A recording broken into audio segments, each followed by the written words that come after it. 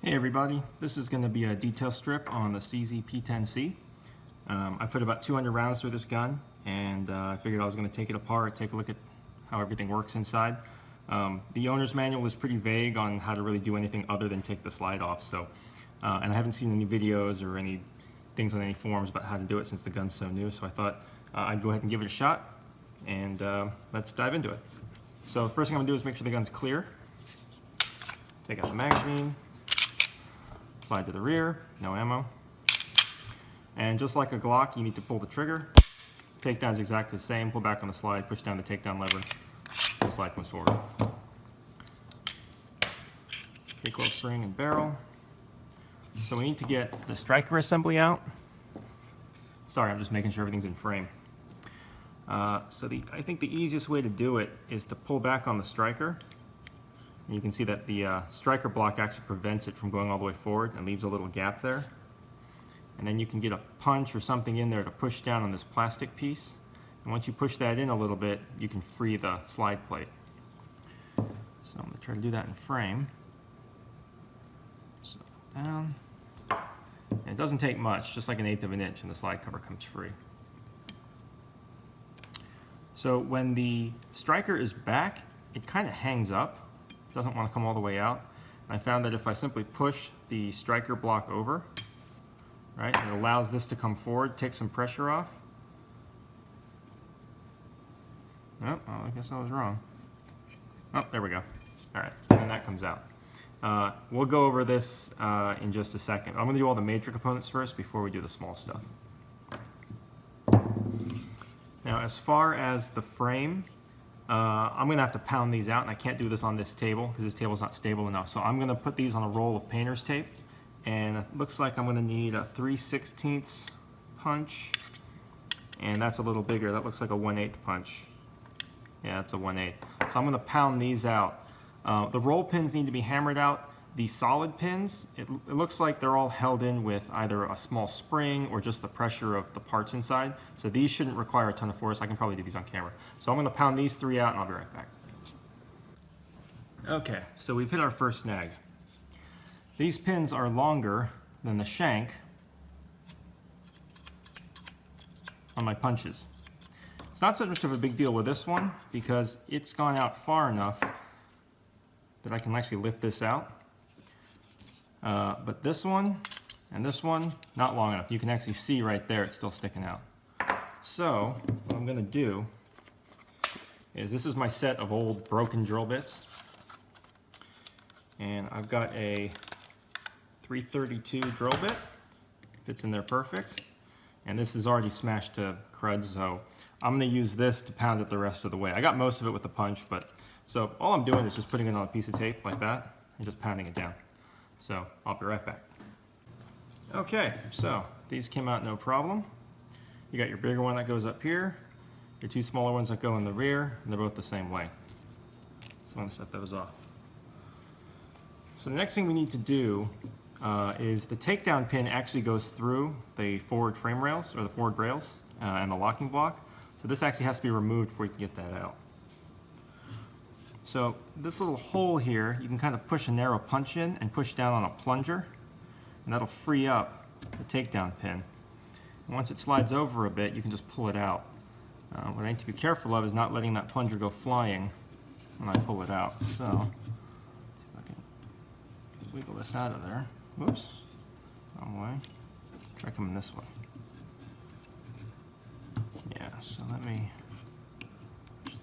All right, so now that it's free, when I pull on it, it should just spring out of there.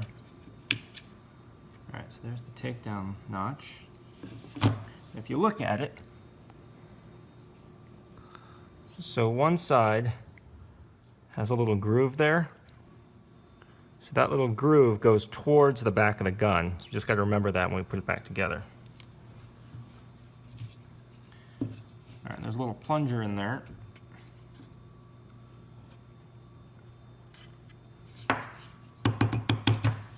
So there's the plunger, and then behind it is the spring.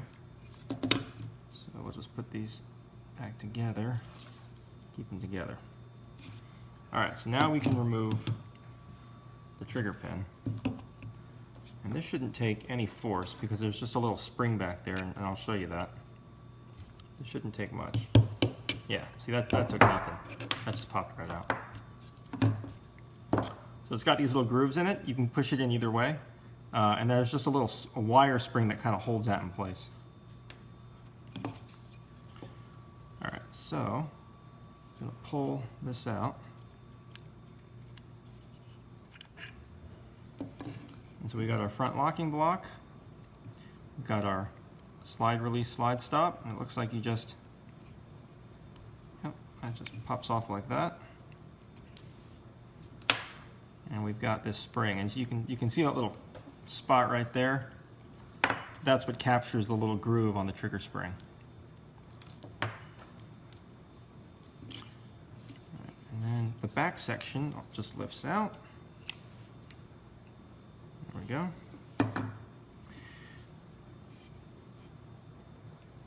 All right, so this right here is your disconnector. So the slide has these little grooves here, and that is actually what disconnects the trigger so it doesn't go full auto on you. So we need to remove that, and it's captured by a groove right here in the back of the trigger pin. So I'm going to hold my finger over it so it doesn't go flying. And if I pull this trigger bar out, so now it's clear. Now it can pop out. And so there's the spring with it. So you don't want that to go flying on you. And now this thing's just hanging here loose. So you've got this pin here, which we can push out. And then find a smaller punch. Yeah, and there's no real pressure on there. That just comes out. And there's your dual trigger springs. So it looks like this part right here is what presses up against the striker safety to push it out of the way. And then to make the trigger bar move, it looks like it wants to go down, but it can't until it reaches this point here. And that's what allows it to drop.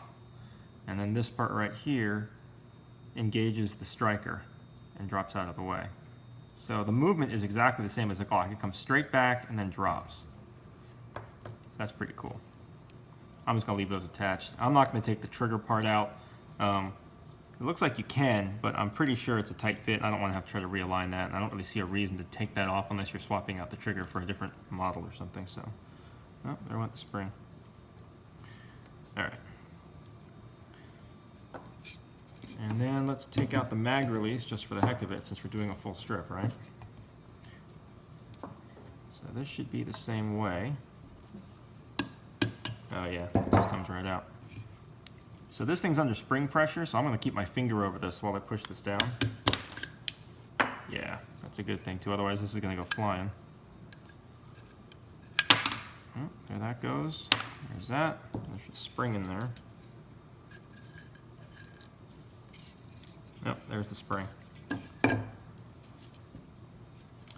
the last thing to do is I already took this out. I changed out the small backstrap with the medium. One thing to note, that this is a 1/16 punch, and the next size up is 332. Well, 332 is too big. It doesn't fit. And 1/16 is a hair too small. If you're not careful, it'll actually go right into the roll pin. So I did what I did with the drill bit. I used a 5/64 drill bit, which happens to fit that spot, and I used that to knock it out. So I'm not going to do that since, I mean, that's pretty similar to lots of other guns that have that type of backstrap. Same with the extractor. It's just a pin you drive out, and there's a spring back here. SIGs and lots of other guns are set up that way, so there's really no reason for me to cover that here. So next we're going to go into the smaller components, and then we'll do reassembly. Okay, so I'm going to try to do this and keep it in frame, but it's pretty hard at this angle. So there's actually a little hole right here that you can press this roll pin out. So I'm going to use the spring the slide release spring, and just push that out. And I'm going to keep my thumb over it to keep it captured. I don't want this to go flying. Okay. So once I pull this roll pin out, yeah, okay, that's under spring pressure, and I don't want to deal with trying to finagle that in, so I'm just going to push it back in. basically you can see right here, you can see how the spring is clocked, and there's a little tab there's a little slot that it fits into. So you've got to get it to compress so that it's putting spring pressure in that direction toward the striker. And then you can snake this underneath, and that's what gives it its the spring. I do not want to have to deal with that, so I'm just going to skip that. If you guys want to do it, you can do it. I mean, you can. It's not complicated now that you've seen it. As far as getting the spring off, it's just like a Glock. So you just need to support the striker, and you just push down on the spring, and then you can pull these cups out. And once you pull the cups out, you take the spring off, take the striker out. Again, I'm not going to do that. I don't want to risk this thing flying and then having to go search for it in the middle of the night. So if you really need me to do it, put some comments, show up to take this part. But I think you guys are smart enough to figure it out without me actually showing you and risking this flying into my carpet somewhere. So let's go ahead and get to reassembly. All right, so now that we've taken everything apart, let's put everything back together. So I'm going to put my magazine release spring. So there's a hole in there, and you probably can't pick it up in the camera, but there's a little hole for it. Can't miss it. Right there. I'm going to go ahead and put this in. Make sure that the tapered side is down, otherwise it's going to feel really weird in your hands. And then this is the part that actually hits the notch in the magazine, so that part is up. So the wide part is up. This is the part that's going to push against the spring.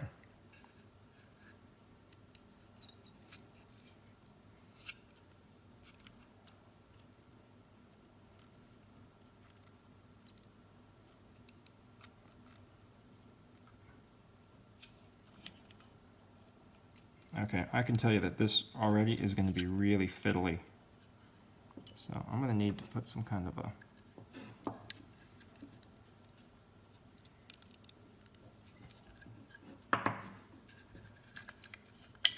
oh yeah, that's going to be annoying. All right, bear with me here.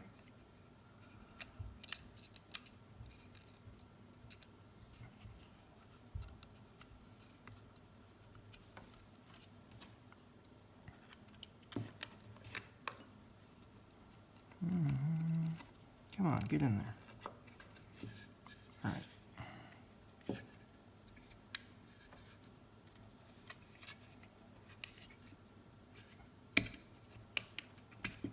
All right, so I've got it semi-captured here. If I can just get it to line up. There we go. All right. Now once that gets just kind of snaps into place there.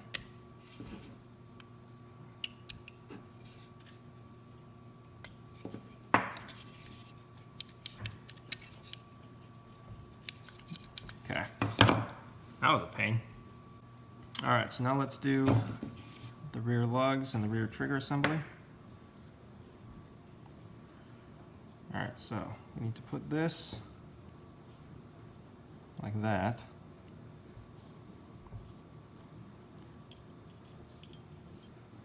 So it looks like you can just kind of line it up, and it's going to be kind of fiddly, but and hopefully I keep this in frame for you guys, but it's kind of hard to see. I'm basically just lining up, letting the spring kind of wiggle into place, making sure. Oh boy. All right, there we go. There's the first one. So I've got to get it into the hole there. It's in the trigger bar. Let the next spring. Come on. The next spring. Come on, get in there. You gotta have your tongue at just the right angle. There we go. All right. So I got that in there. So I'm gonna pull this out like that to give it some room. I've got my disconnector and I've got the spring in it. And make sure that the nubbin is facing towards the frame rail. So I want to do it this way so the spring doesn't fall out. So I just need to press that in, and you can see the notch. Hopefully you can see the notch there. And once I let this kind of come forward, all right, now it's captured. So now I just got to drop this straight down, push down my disconnector, and that's in. Normally I would probably pound these pins in, but I'll go ahead and do that next. I'll do that later. So now we're going to reassemble the rail, front forward rail, locking block, takedown pin, all that stuff, and the slide release. And that's upside down. So you want your, make sure your release is, so here's the part right here that actually engages the slide. It engages it right here against the breech face. It's a pretty cool idea, the way they have that set up. There's the part that engages the follower. So we want that on the left side, facing the left side rail. So we just kind of, here we go. So this is going to go like that. It doesn't really stay in place, but just, now just the spring tension just kind of keeps it there.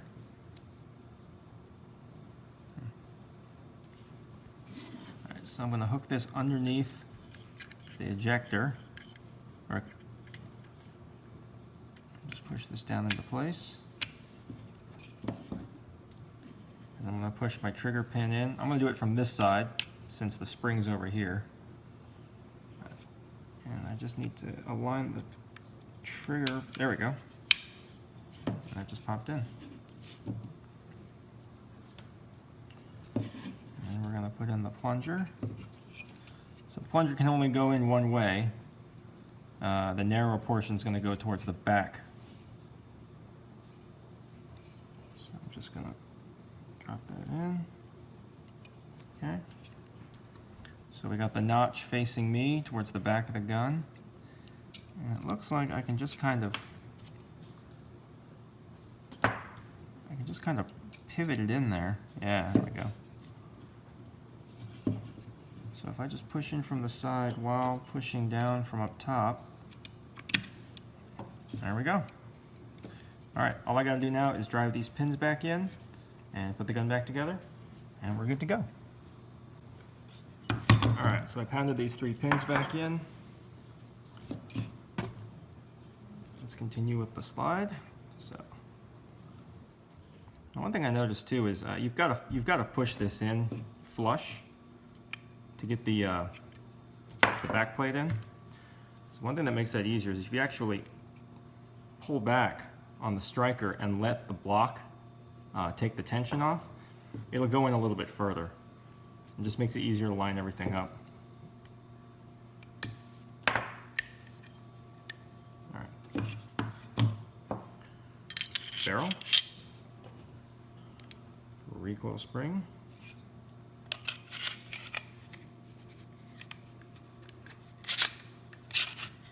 Maybe if I line the recoil spring up, that would help.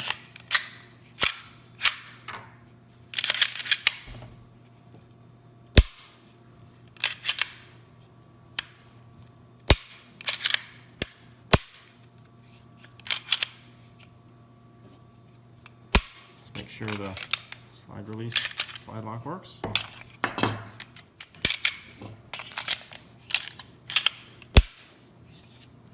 Alright, and that's that. That's a detail strip on the P-10C. Thanks for watching.